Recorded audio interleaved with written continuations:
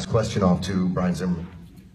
All right, so this is, sorry, my voice is shot to shit, but this is pretty cool for me because 2008, when I got first started, I mean, I didn't know how to do anything. I never sent an email, never did any of that, and I got into Dude's program, and that guy disappeared about a month later.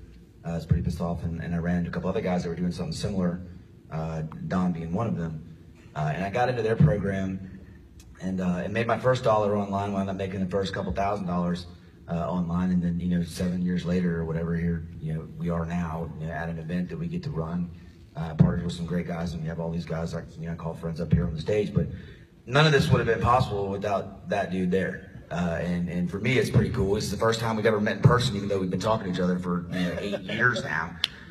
So I just wanted to say to you, thank you, man. I appreciate it. If it wasn't for you, I wouldn't be here. I think Zim's got it all wrong, because no matter what, he would have been here at some point, because Zim had the most drive and desire and no quit attitude I've ever seen in my life. Stop cutting yourself short, though. Get up, give me a hug real quick.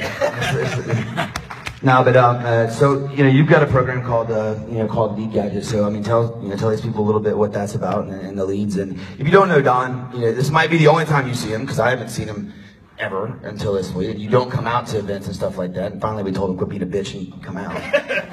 And so people know you actually exist, and it's not my imaginary friend that I keep telling people about.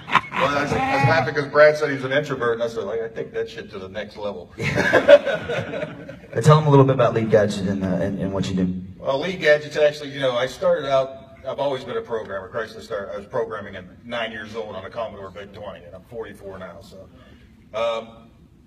the biggest thing with online marketing or anything like that I've always found that I run into with a lot of problems is that I'm over analytical. When I started out, I had to know if I was going to actually have anything work before I started to do it. And I think a lot of people run into that problem. They always have to know what the end result is before they actually start to do anything.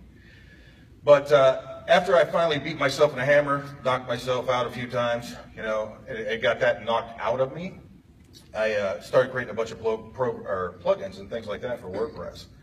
And it was basically find a problem that a lot of internet marketers and stuff were having issues with, build a solution for it, sold thousands of copies of different things. So that time, all that knowledge ended up going over the years into what we call Lead Gadget. And a partner of mine, Brian Prinz, right here, we've been working on this stuff for 3 years, and probably over 3 years now. And what it is, it's just a massive, it's a web application that creates massive traffic and allows people just about to promote any kind of product with straight up organic traffic. Because when it comes to things like paid traffic and stuff, I know a lot of people love paid traffic, and so do I, as long as somebody else is doing it for me, because I really can't stand to do it. I feel like I'm sitting there at the stock market and watching a ticker go by all day long. I always want to go back there and check stuff, tweak the campaign and all that stuff. So with organic traffic, when we build these massive sites, we throw whatever point of conversion that we want over top of the sites and make people think that they're actually landing on that page instead.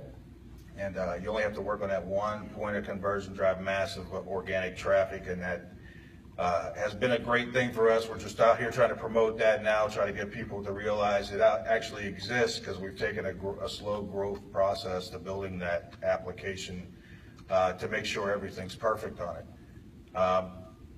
But other than that, I think we've had some seriously good success stories from a lot of different customers, because we had 4 or 5 of our customers actually show up here because they've had so much success with the application, and that's actually where it's gone now.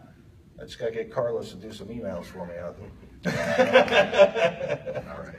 Thanks, Don. Appreciate it. Guys.